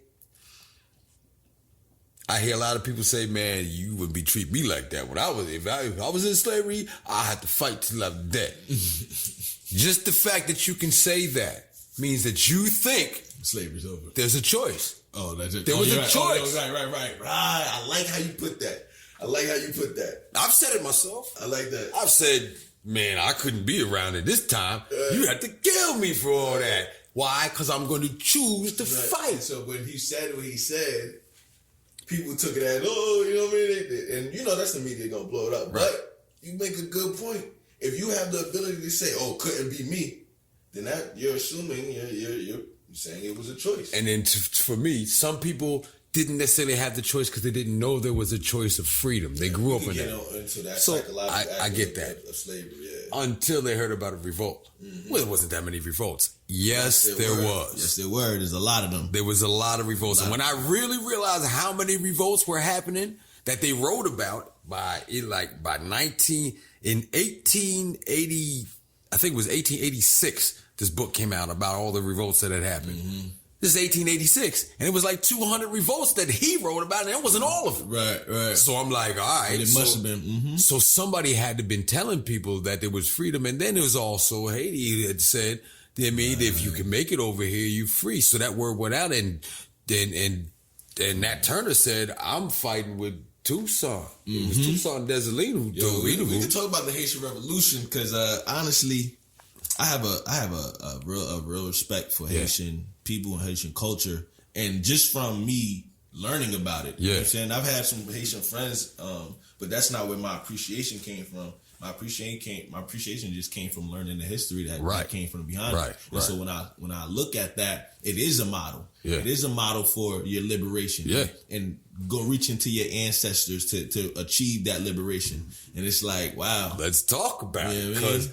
Because the term nature in Victoria's Elevated Nature is about the nature aspect, and it's about, using this term kind of in replacement of nigga, which for me, I don't have a problem with the word because I have a different understanding of the kind of what it came from without the vowels. It's the same name of God, NGR. So I like that. But we were taught this word, how to say it, by reversed redneck, hillbilly who couldn't speak anyhow people. Ignorance. Ignorant. It was pushed back onto us with the air of ignorance. Right. And it was given to us and given a bad connotation. Right. But isn't that what they do with everything divine? Everything. They flip it around. So why would I allow the divine connotation of a word that had been that for hundreds of thousands, maybe millions of years, to now be switched up because 400 years this being. Right. Why would I hold what they did with any weight? Why would I do that? See, my thing with nigga, and I honestly, I say brother a lot. Yeah. You know what I'm saying? And I love the family aspect of the little brother. I'm not saying that. But if you really get there, and I'd be like, yo, what's going on, good brother? Yeah. You know what I'm saying? What's up, good brother? All right, brother. And we need to remind each other of this. You know what I'm saying? You know what I mean? But when I do say nigga, it's because I know that because of who I am, because of where I come from, who I come from, I have the power to take anything and create it for what I am, for why I want to use it for. That's the power that was given to me. I am a creator. Do you know why I'm a creator? Because I came from creation. I came from the creator. So I know if you give me anything, alchemy, you give me any element on this earth, and I can change it and form it. Exactly. Because that's the power that was given to me. It's the purpose and duty. It's your responsibility to do that. Right. You have that word again. Able to respond. Right, it's able given to to respond. you. We battle circumstances, but we think we're battling people. I mean, and that puts us again. I can always bring it back to the music and the hip hop. The circumstances is not the rapper. Right. The problem is not the rapper or the artist. They have a responsibility to what they say. But it's the circumstance that they're in that's causing them to do that. You give them a different circumstance, you're going to give them a different outcome. And so, so if that's the case, because you could be in one circumstance where you fighting this dude right here, circumstance change, you both are now fighting that circumstance. Your enemy has now become your ally. Right. So that's wild, because that's exactly what it is. We battle against the circumstances that would everything. And one of the things when people talking about black culture, and they start talking about drugs, gangs, hip hop, like, yo, you got to separate what was the circumstance that created this hip hop music from our actual people and who we are. Right. The culture you see is not our culture. It's not who we are. It is the circumstance that created this culture. Right. We didn't have opportunities for employment, so we had to hustle. Right. You know what I'm saying? Out of that hustle mentality, out of that survival mentality, which was created by the environment, by the circumstance, you started to have certain, ideas, certain things ring true to you. We have our own code. You know what I'm saying? Yeah. I've never been a street dude. You know what I'm saying? I know who I am. I know where I'm from, but I've never been a street dude as a person that got their money and got their lifestyle from the street. But people in the street got their own code. Yeah. You know what I'm saying? But guess what? That code developed from the circumstances that they lived with. Yes. Like when it was like, yo, you know what I'm saying? If there was a lack of trust, it wasn't because black people are not trustworthy. Right. It's because the circumstances that black people were in causes you to not be able to trust them, because they were operating out of the same need and survival as you was. And you knew what you did. That, yo, listen, if I'm going to do anything to feed my family. Yeah. So will do anything to feed his family. And you know what? If somebody came across my plate, guess what I'm going to do? Yep. The same thing he going to do if I come across his plate. And that became an understanding and developed into, you know what I'm saying, what we call today as this street, this culture. Yeah. But that's not who we are. Nah. Who we are for real is, yo, me and you, let's go get some food. Yeah. We gonna eat together. How can we do this? How can we work together? Yeah. That's in us. Oh, we could do this, we do this. This is gonna hurt this person. This is gonna hurt that person. This ain't gonna hurt nobody, but it's gonna be a lot more work. But it's two of us. We could do it. We can do that. Right. This, it's easier to get it over here. Let's just go get this over here. Right. Or even this, they owe us. They deserve to get it, so they, Mm-hmm. This is right, you're right. It is easy to do that. Mm-hmm. But this is better. And these both came out of circumstances. Circumstances. You know what I mean? Yep. And one thing I always say about this European culture, if you look and study European history, their origins, they came from a harsh environment. Yeah. They came from an environment of black. They came from an environment of survival. Yeah. They came from a dog eat dog, literally dogs. But they came from this environment where they had to be like this. So now, because we have been surrounded and engulfed in this European culture, we start to take on some of the same attributes. We start to live in a fear-based reality. We start to live in a survival-based reality, a lack-based reality. Yeah. Now, we're living with that as they have robbed the planet of its resources, so that now they could say, oh no, let's just be all peaceful. Let's just be all good. After we done raped the world of all its resources. And you made the situation where we should be fearful about what is about to happen. Now we are free. Yeah, now you did something now we gotta act accordingly. You from New York, so you know the difference between New York and Atlanta in the weather. Right. Just in the weather alone, from that part to there. That's only 800 miles. You know, New Yorkers act a certain way. Yep. You know, people in Atlanta act a certain way. Yeah. You know what I mean? They may be just as grimy in Atlanta, but they nice about it. In New York, they're meanish. It's rude. It's rude. Just, hey, how you doing? Yeah, how you doing? What? You know what I mean? But that's because the weather is different. I love New York, man. The concrete is different. Listen, I'm from Reading. I love to rep Reading, but I will never live in Reading again. Not going back up there. Let me not say never. The only time I'm going to live in my Reading PA 6th Ward, the only time I'm going to live in Reading, again, right, is if I own at least 40% of the property. No doubt. So that I can create the hub of security for those who are really interested in growth and everything like that. Right, I'll build the supermarkets. We don't get clothing lines. Right. We'll have supermarkets. We'll have health centers. That's what it is. And I like that. Yeah. And one of the reasons why I won't move back to New York is not because I don't love, you know what I'm saying, my New Yorkers or you know what I'm saying, but the environment that they have created for the New Yorker. Yeah. And the mindset that comes out of it. It's not one that's real fruitful for us. No, you know what I mean? Not at all. It comes from this, you know, we do have that hustle mentality, but even that hustle mentality comes from, I gotta get it, I gotta get it. Yeah. It's fast paced. But the Most High didn't put that in my spirit. He gave me the spirit of abundance. Yeah. So I don't have to go out and get it. Go out get it. All I have to do is be. Yeah. You know what I'm saying? And then I want in Atlanta, I ain't gonna hold you. Like, and I'm not even gonna say specifically Atlanta, but just when you slow down the pace of life, you start to appreciate the ability to just be. You know what I mean? Yeah. When the food grow, it don't grow the next day. Don't grow the next week. Don't even grow the next month. Right. You got 3 months of growing before you get to get that food. Now, what you gonna do between there? Right. You know what I'm saying? Right. And then what you gonna do when that food gets? You can't eat it all at one time. You gotta see, and this is what the Most High do. Most High give you this in this time, and say, I'm taking care of the birds they eat, right? Shut up. Right. You're taking care of the cycle. Yeah, it's much bigger than just... Maybe you eating the wrong thing.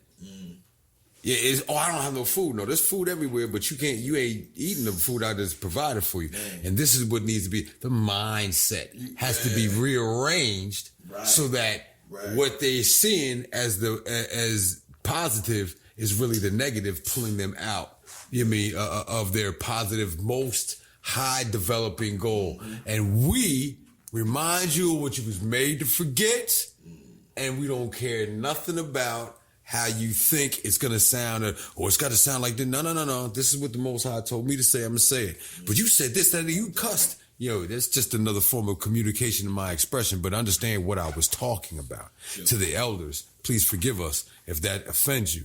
But I am offended by the treatment of my people via this music and what they're telling these artists they got to do. And they could probably do some real proper positive things. You know, so wild, we in the Western culture, and you say to be, and sometimes, I respect all my elders. You know what I'm saying? I'm more of a rebel, so I'm gonna be respectful just because I am. But I'm gonna go ahead and do what I know. Exactly. Right. But the thing is, though, we've been taught in Western culture to divide good and bad. You do it and don't. And one of the things that helped me kind of understand life was starting to look at Eastern culture. And when you start looking at Taoism, when you start talking about the yin and the yang, the yin and the yang is the good and the bad and the bad and the good. And you start to get an appreciation for both. You know what I mean? And you need them. I think that's when you start talking about, the language and stuff like that. You know what? Maybe cursing in certain environments might, but guess what? In certain environments, it might get the point across. It does get the point across. It might allow you to express yourself to your full. You know what? I felt good expressing myself like that. Yeah. Because it's not going to be all love and light. It's not going to be like that. That's just not life. You know what I mean? It shouldn't be. It shouldn't always be but you need at least 10% of some so that the other 90% can function. Right. You know what I'm saying? Right. Martin is Martin, but he's not Martin without Malcolm. That duality. It was a problem after they started talking to me.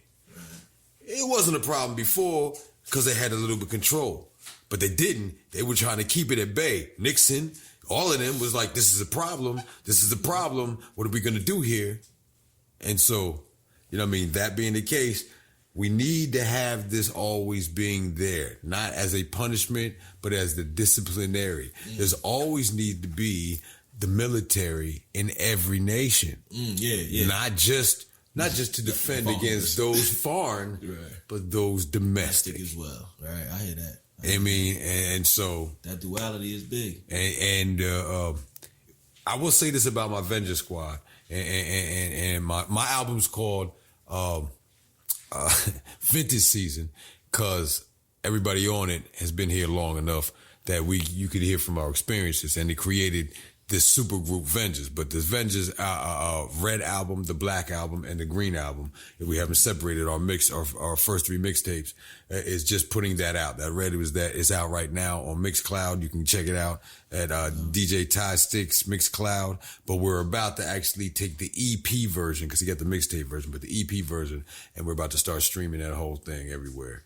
But its purpose is to be the fighting force, you know what I mean, vocally, of artistic expression, lyrical capability, responsibility of your culture as a man and a father, and to show and prove that something else can be done in the midst of everybody saying it's got to sound the same. You know what I mean? And we're not battling each other at all. We're complementing everything we're saying. You know what I mean, with each other. And so this needs to be shown. This is what they have to see. This imagery is important, and us putting this music out and doing that opens up the door for everything else. And we're looking to incorporate not just us, our core 9-10 of us, but to expand. It's a business. Vengeance LLC is an actual business, which we're dealing with, gathering all of the artists of all types, graphic, of production, of A&R, of poetry, of singing, of everything, and putting it as a business in conjunction, collaboration with other groups who are doing the same thing. Not to take over and be like, but for us all to take over what we do. So they don't have any control over what we do. We have the control over it within each other. We create the council, we function with this, and we all feed each other to the point where they can't blow it up, because we've done this before. And they blew it up numerous times. But this time, you can't blow up what you can't touch. Right. Oh, man, we living in that era. They can't even touch it. This expression gonna get out one way or another. And once the expression is out. Right. It's out. It's in them ethers. It's out. I need you to shout out, number one, before I'm hopping on. I already talked to Henri. You know what I'm saying? We know we spoke before. I wasn't in the space of writing when we spoke before, but I'm in that space. I'm in that space. I'm in that expression. I got a lot to the pen is alive. As I told my brother the other day, the pen is alive. I'm gonna have to get on something with y'all. But that's what I do. You understand? Y'all understand? I be coming around and I'll be feeling, because I'm the artist. You be there, but look, too real. Yeah, we got to do it, and he nice with it. So now I like, what you mean you ain't? Nah, we gonna work, son. We gonna work. We gotta get that working. But I definitely need you to tell them about your tour, bro. Oh yeah. Tour. Man. We've been on this whole thing. Man, we could do this for hours. I'm in trouble already. I know I am. You saying? But this is for the proper cause. So this is called the Melanet Tour. And the Mela is for the Melanin versus Diabetes, which is Dr. Inky, which is the protege of Dr. Sebi. He has a movie out called American Healer, and his story is amazing, but you gotta come in. And then we also have Killer Priest from Wu-Tang, Sons of Man, and The Horsemen right now. The reason why we had to make it a tour is because the information in the catalog that you're talking about with these two people by themselves is not, you can't hold it in one day. You can't even hold it in the tour we do it. It's not enough. Trust me. I put it together. I'm telling you, it's not enough. I know what it was working with. I'm like, yeah, it's not enough. I need to get another one. You know what I'm saying? They were like, nah, calm down. But it's going to go from, inshallah, everything going right now. You know what I'm saying? There's some transportation discussions we're having with the artists. Yeah. So we going through, but even if it doesn't happen this time, we already have the second one set up for, February, the end of January, 2023, beginning of February. We're going to bring them back. You know what I'm saying? Because we already know what it is. But from the 29th of, oh, wait a minute. By the time this is, it'll be over. Cause yeah. All right, so look, we coming back. But this is what happened, right? This is what happened, right?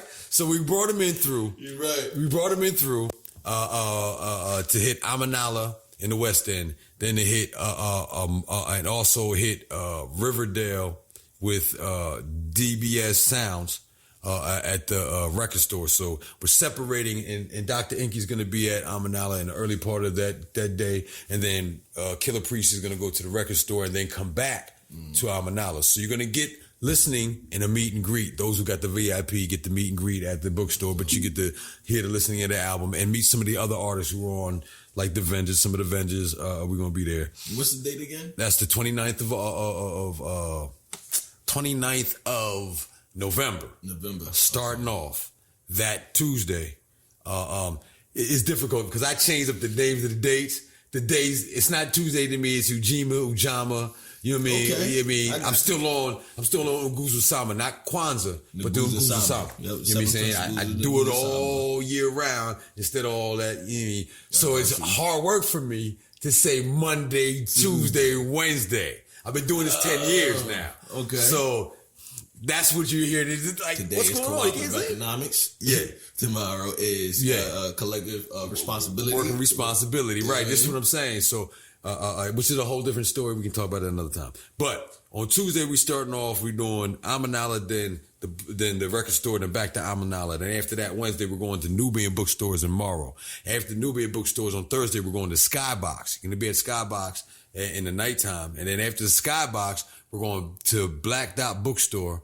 And then after Black Dot Bookstore on that Friday, we're going to the Atrium. And then after the Atrium on Saturday, we're going to Kaz and Co. I messed up the name. Please forgive me before and the other announcements. I got to say this right. Kaz and Co. in Marietta. That's about to be our home. We're going to be, by the time you see this, we're going to have like 3 or 4 Jones. You mean, that's going to be our home, but they much love. They're doing a lot of things there. So we're doing this. And then on that Sunday, we're going to see what it feels like and just go somewhere. I think we're going to have a little something at my house, and then we're going to pregame, and then we're just going to go out. Now, I haven't watched football. I'm not really watching that thing, but people do such and such. But we're going to be somewhere in the public. So if you've seen us, you know where we came from. By the time you see this, right, you know what we did. And the reason why we're doing that is because we've watched people put together shows, you know what I'm saying, and not have enough people coming through. And then we watched people put together shows and a bunch of people came through, but they didn't charge at the door. But that's hard to do if you have an artist or if you have somebody coming through, you got to pay. But he's such a good dude that he gave us the opportunity to do something in Atlanta with his 2 albums that he got out, Mother and Mr. Universe, and said, I'll put the work in if you can give me the work. So between him and Dr. Inky, we put together the work, and we're putting together a lecture with the music. That's powerful. That's powerful. You want to come see this music? Come get this lecture. But you want to come see this lecture? Listen to this music. Right. We're going to feed you. And see how we're going to take these vibrations to be different. We have music in there that's going to make you want to fight. We have music in there that make you want to love. We got music that make you want to cry. We got music that make you want to just build and grow. But come get some of this music and then let us show you how these foods and these essence that you can take can help you even hear, feel, and heal through this music. You know what I mean? And so that's why we did this particular tour with him here that we're super imposing at other spots. We'll bring it to a town near you because it works. And after this one, we have other groups that we're doing, but we're also doing this with the Vengers. There's 10 of us. We're from everywhere. You may not get all of us at one time, but whoever you get, it's not gonna matter. You're gonna get a show. You're gonna get the lyrics. You're gonna get what you missed in hip hop, but what you need for the future. That's what the Vengers are. Love that. You know what I'm saying? And shout out to the groups that I do know right now, Coast Contra. I mean, they doing their thing. There's another group called Village Park. Young brothers. Yeah. Saying something. this is how I know we coming through. So, you know what I mean? We the elders that experienced it. You are reading about it and applying it now. We've applied it and experienced it, and we're saying you're on the right path. Whatever help you can get from us, we're going to give it to you. Right. Maybe not these guys. But you get it. To these guys, we're going to help you stop that for yourself. But actually, we don't have to do nothing. The way you're going to kill yourself. It's going, they're going to change. We talked about the precipice. I hate to even say it like that. It's vibrational at this point. If you follow that vibration, you're going to follow that. Vibrational. You know what I'm saying? But look, man, I appreciate you coming through. Oh, man. We had a great time. We had about 2-3 What? Hey, we had technical difficulties and had to start over again. So what? Oh, this was great. Right. But it was love. It was energy. It fed. And you know what? To be honest with you, man, that's exactly what I want this podcast to be. Right. You know what I mean? We talked about our community. We talked about our growth. You know what I mean? And for so many times, you know, you get people outside of our community speaking for our community. And so right now we got brothers in the community that's doing the work in many different ways. Brothers and sisters, because you know got some sisters on the program as well. But I definitely want to give a shout out to everyone that's doing work in community, especially my brother right here. Salute. Hey. Sun the Great's the name. You can reach me at 484-758-8489. That is literally this phone right here next to me right now. You seen the calls there. 484-758-8489. If you are an artist and you are looking to get on the podcast with proper propaganda, I will definitely, you got videos, holla at me. It is the Hard Correspondent Podcast. One word, got to say the whole thing. And it's Do the Knowledge. And that's the, not the, but the, THA, through the knowledge radio.com. Check us out on YouTube. Check us out on Instagram. My Instagram is SUNDAGR and the number 8. I spell great like that. That's Grand Revolution for Infinity. We'll put that in there. Again, appreciate y'all for tuning in. And this is our wealth, our health, our business, family business. Salute. Peace, pal.